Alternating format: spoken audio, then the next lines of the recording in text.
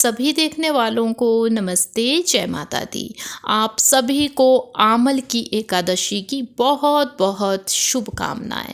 आमल की एकादशी, जिसे आंवला एकादशी भी कहा जाता है, अत्यंत शुभ दिन माना गया है ये।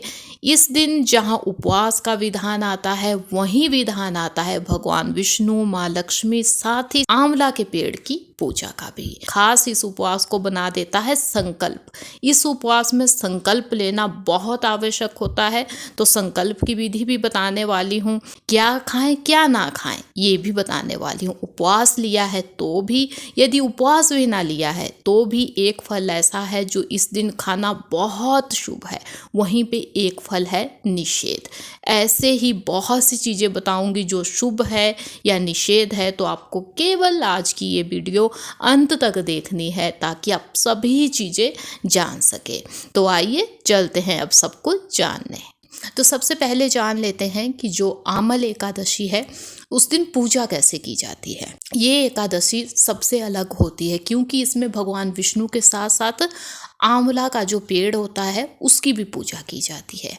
आंवला, जैसे आप भी जानते हैं, कि हेल्थ के लिए भी बहुत अच्छा होता है। इसीलिए इस एकादशी को, यदि किसी को स्वास्थ्य संबंधी समस्याएं हैं, कोई भी दिक्कतें हैं, कष्ट है किसी चीज़ का, तो उसके लिए ये दिन बहुत खास होता है। यदि आपके आसपास आंवले का पेड़ हो तो उसके नीचे यदि भोग बनाया जाए या उपवास के लिए खाना बनाया जाए तो उसे अत्यंत शुभ कहा गया है। आंवला की पूजा का विशेष महत्व है। साथ ही साथ इस दिन आंवला खाना भी अत्यंत शुभ कहा गया है।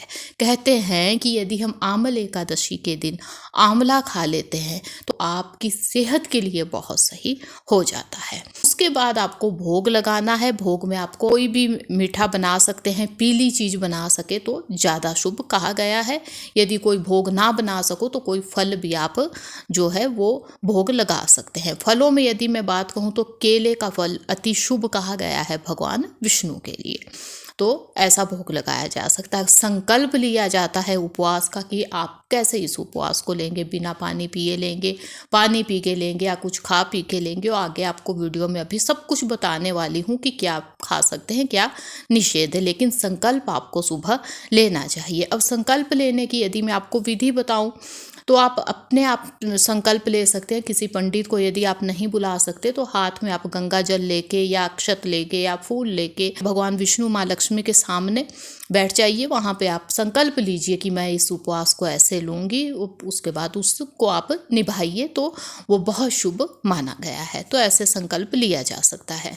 यदि आपने उपवास भी नहीं लिया है तो भी आप संकल्प ले सकते हैं। यदि आप में कोई ऐसी आदत है, जैसे कोई नॉनवेज खाने की या नशे की आदत है या झूठ बोलने की आदत है, कोई भी यदि आपको लगता है कि आप में गलत आदत है तो उसका संकल्प लिया जा सकता है। जैसे मैं नशीली चीज़ें नहीं लूँगा या मैं नॉनवेज आज के बाद नहीं खाऊँगा, तो वो संकल्प आप निभा देते हैं तो वो उतना ही फलदायी होगा जितना एक उपवास लेने वालों के लिए। तो इतना किया जा सकता है। सुबह की पूजा ऐसे होगी, उसके बाद सायंकाल की पूजा भी होती है। उसके बाद अगले दिन भी, द्वादशी के दिन सुबह पहले भगवान विष्णु, माँ लक्ष्मी, आंवले की पूजा की जाएगी तीनों की। उसके बाद आपका उपवास खुलेगा। तो ये पूजा का विधान आता है। कथा इसमें सुनना बहुत ही शुभ माना गया है। जो आमल की एकादशी उसकी कथा भी सुननी चाहिए। तो अब चलिए चलते हैं ये जानने कि आमल की एकादशी में आपको क्या खाना है, क्या नहीं। उपवास लिया है या ना लिया है, लेकिन जो चीज़ें मैं बताऊंगी वो सभी के लिए है। तो पहले चलते हैं ये जानने कि क्या नहीं खाना है, क्या है निषेध। सबसे पहला नाम आता है तामसिक भोजन का। तामसिक भोजन जिसमें नॉन वेज चीज़ें हैं, जैसे मांस है, मीट है, मछली, किसी भी चीज़ का हो वो निषेध है। जो अंडा होता है, एग, वो भी निषेध है। उसके साथ साथ नशीली वस्तुएं बिल्कुल नहीं लेनी है, वो अत्यंत अशुभ मानी जाती है यदि आप इस दिन ऐसी कुछ चीज़ें लेते हैं। तामसिक भोजन में ही आता है लहसुन प्याज, तो आपको लहसुन प्याज भी नहीं लेना है। इसके आगे आते हैं चावल। चावल जो कि एकादशी के दिन बिल्कुल निषेध कहे गए हैं, मांस खाने के समान ही कहा गया है। उपवास लिया है नहीं लिया है, लेकिन चावल आपको एकादशी के दिन गलती से भी नहीं खाने हैं। उसके साथ ही नाम आता है एक ऐसे फल का जो कुछ लोग खाते हैं, कुछ नहीं भी खाते हैं, कुछ निषेध मानते हैं, वहीं पे कुछ लोग इसे खा लेते हैं। तो वो है केला। क्योंकि केले का जो है वो भगवान विष्णु को भोग लगाया जाता है, इसे पूजनीय माना जाता है, तो कुछ लोग इसे नहीं खाते हैं। आप अपनी फैमिली का देख लीजिएगा, जैसे आपकी फैमिली में उपवास लेते हैं उस ढंग से ही हमें लेना चाहिए। तो यदि आपकी फैमिली में लोग पहले से केला खा लेते हैं तो आप खा सकते हैं, नहीं खाते हैं तो ना खाएं। उसके बाद नाम आता है बैंगन का। बैंगन को भी अशुभ माना गया है खाने के लिए। उसके साथ साथ ही जो पत्ते वाली सब्जियां होती है, साग सब्जियां, उनसे भी हमें बचना चाहिए, इस दिन ना खा सके तो सही है। सेम फली होती है या जो फलियां वाली सब्जियां होती है उनसे भी हमें बचना चाहिए इस दिन।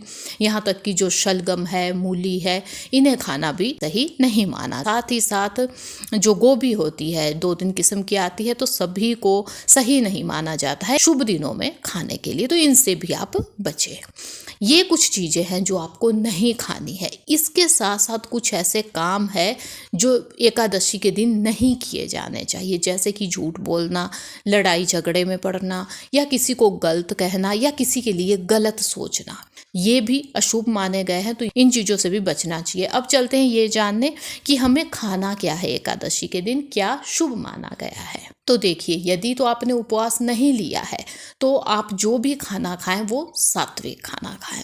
जब उपवास वाले उपवास खोले तो वो सात्विक खाना खाएंगे। सात्विक भोजन जिसमें कोई नॉन वेज ना हो, कोई लहसुन प्याज ना हो, ज़्यादा मसाले वाला ना हो, ज़्यादा तला भुना ना हो।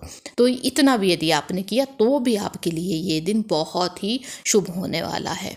इसके साथ ही जो चीज़ें शुभ है खानी, यदि आपने उपवास लिया है, ये दूध की चीज़ें सभी खा सकते हैं। दूध से जितनी भी चीज़ें बनाई जा सकती हैं वो खाई जा सकती है। इस उपवास में बहुत ही अच्छा माना गया है इन्हें। यहाँ पे आपको ये ही ध्यान देना है कि आपको कोई भी पैकेट बंद चीज़ यहाँ पे नहीं खानी है। मतलब यदि आप खुद दूध से चीज़ें बना सकते हैं तो वो खाई जा सकती है। पैकेट बंद में मिलावट हो सकती है, तो इसलिए उन्हें खाने से हमें बचना चाहिए। अब फल भी इसमें खाए जा सकते, सभी फल खा सकते हैं। केला मैंने आपको बता दिया कि उसको लेके कुछ शंका है तो वो आप देख लीजिएगा। बाकी सभी फल खाए जा सकते हैं। उसके साथ साथ यदि आप फलों से जूस बना के पीते हैं वो भी अत्यंत शुभ माना गया है, साथ ही साथ आपकी सेहत के लिए भी सही है। यहाँ ये ही ध्यान देना है कि फलों से जूस भी खुद ही बनाना है, पैकेट बंद, बोतल बंद कुछ आपको नहीं लेना चाहिए उपवास में।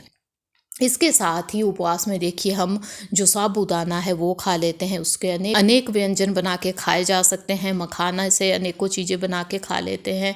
इसके साथ साथ ही कुछ लोग समा के चावल या कुट्टू का आटा, उपवास के इतने आटे आते हैं, उनका कुछ ना कुछ बना के हल्का फुल्का खा लेते हैं। बिल्कुल ऐसे ही आप आलू, शक्करकंदी, इससे भी अनेकों चीज़ें बना के खाई जा सकती है। ये सभी उपवास में खाने के लिए शुभ कहे गए हैं। बस आपको ये ही ध्यान देना है जो भी चीज़ें आप बनाएं वो ताज़ा लाएं, उनमें कोई अशुद्धियाँ ना हो, इस चीज़ का केवल ध्यान देना है। बाकी ये चीज़ें खाई जा सकती है।